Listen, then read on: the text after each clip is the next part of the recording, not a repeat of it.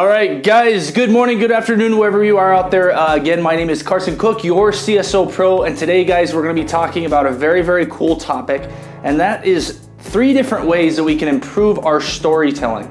Now, guys, in sales, especially if you're a younger sales professional or just getting into sales, storytelling actually is one of the most crucial parts to sales or even communication that's out there. It's actually one of the key points that actually helps us enjoy our job.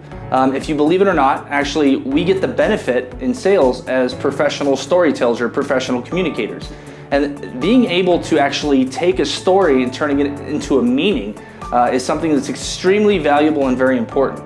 Especially given our American culture, guys, or if you're not from America, Bollywood culture, if you're from India or Southeast Asia, pretty much any culture actually has a movie industry because we all grow up with stories. We all have our parents that tell us stories before we go to bed. So stories are one key aspect of communication that's extremely relevant and extremely useful as a tactic in building up rapport with our customers or potential clients. So we're going to talk about 3 different ways today, guys, where you can actually improve your storytelling to understand why you would be doing this. And the whole sole purpose of storytelling is to be able to relate to someone. Now, I find it very difficult on my end, guys, to tell my product to someone that I don't really know. So I spend a lot of time getting to know my customers or my clients, even on a same-day close.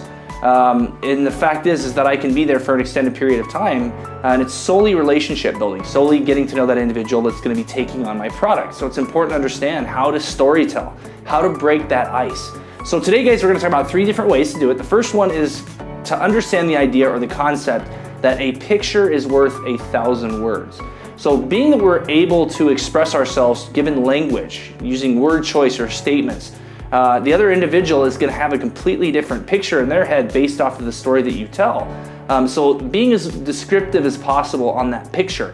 So in your story, when you're telling a story about a given situation, if you're selling cars and you bought the car of your dreams and you took it on the open road for the very first time, what did it smell like? What did the grass look like that were in the fields or the trees or the road? How hot was it? How did you feel? Paint that story, paint that picture, because a picture is worth 1,000 words, right? It's important to understand this. So we might need to sometimes, to paint the perfect story, tell 1,000 words, talk a lot, right? So the second thing is that that's going to be a tip when we're storytelling, especially when we're meeting a potential prospect or we're getting face-to-face with them, is to find a conversation piece. Now, what's a conversation piece? Guys, in interior decorating, a conversation piece is everything in the whole room. Okay, design-wise, the curtains to the bed, to the window shade, to pretty much everything in there is kind of culturally on point, right? So everything in that room has been designed to look a certain way, and it's designed to match some sort of way, right? But sometimes an interior decorator will throw in what we call a conversation piece. They'll throw in a piece of furniture that doesn't make sense. Maybe it's square and everything's circled, right? Or maybe there's a statue that looks completely ridiculous and out of place. That's because that is designed in that given space to start up a conversation, right? A conversation piece. So in your potential prospect, when you're in B2B sales, you're going business to business, or even if you're on the phone, something that you can find with that lead on the internet to have a discussion over should be a conversation piece. So you need to find that conversation piece within that business or within that prospect's location or area, or even on the phone. And you need to relate that somehow to yourself. Some story in the background that you had. For example, and I give this in a couple other videos, one time we were prospecting where I sold a potential client that was had a fascination with barbecuing. So I remember the time when my dad and my family and I went to a barbecue in a park in Salt Lake City. And we don't do barbecues very much, but at that time I remember having that barbecue with coal, and I remember how it smelled, and I kind of related to that individual by talking about that story. And then this third thing that you can do, guys, third very valuable thing that you can do when you're storytelling is that you need to use senses, okay? Things that brought you back to that story, things that brought you back to that place, even if you've heard a story. I've told stories on behalf of other individuals that were very good storytellers about some very unique experiences, especially in Asia. Some crazy things happen. Not only that, but hearing these crazy things, the individual that would tell them to me obviously was a very, very good storyteller. So part of the thing that I had to do is I had to set the scene with the client, tell them about the individual first and his amazing experiences, and then this and this and this. And I used senses. I used the same senses and emotions that I felt while I was listening to a story so that I could portray that onto my customer. So when you're giving a story in relation to your product or how you're gonna sell that product or the benefits of that product, how it got into your hands and how you used it, that's why it's drastically important to use the product that you sell and to actually feel what it's like to have it. So giving that, guys, you need to make sure that you use all 5 senses or all 6 senses, right? They say there's a 6th sense. But out there, guys, the hearing, what were the sounds that you heard when you enjoyed that particular story or that situation, right? What did you feel? That's one of the main ones, kinesthetically, guys. What did you feel? Okay. What did you say? What was the communication like?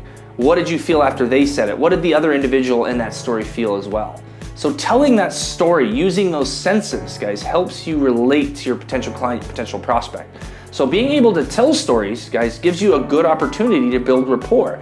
Okay, worst case scenario, it's completely unrelated to the product that you sell.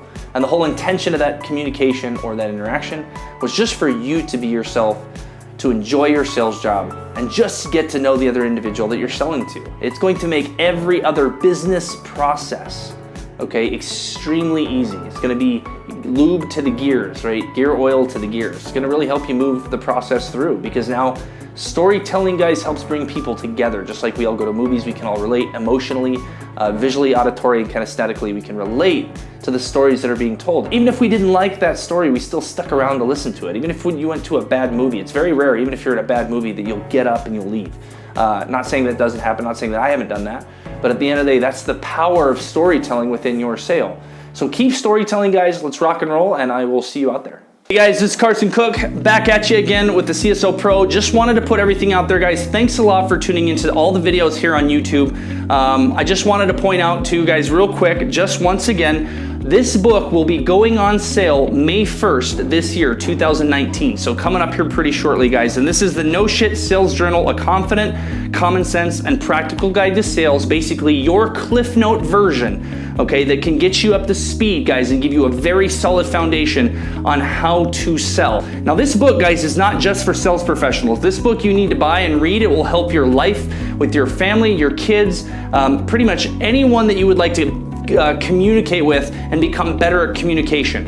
Okay, so make sure you go to Amazon, guys, and put in your pre-order right now. We'll include a link below. But this book, guys, is going to be going on sale May 1st. It's also, guys, been featured on the Sales Babble with Pat Helmers. You can tune in to find out a little bit more about the book at salesbabble.com. Very, very, very good podcast. Pat Helmers, guys, is a very standing guy within sales. Very, very, very solid reputation. Amazing podcast with some of the best techniques, communication techniques, tips and tricks for sales. So go to the salesbabble.com. I'll put that link in the description below. But guys, please make sure to pick up your copy on Amazon today. Get one right now. Thanks, guys.